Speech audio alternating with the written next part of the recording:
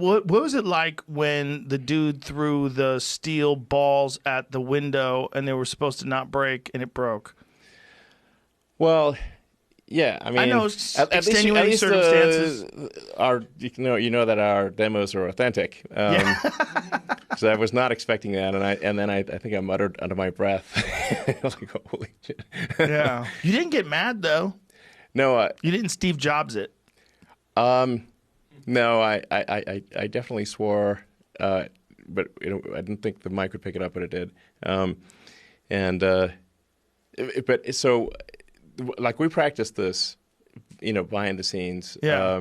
Like at Tesla, we don't do like tons of practice for our demos because we're working on the cars. Like we're building new technologies and improving the fundamental product. So we're not spending doing like hundreds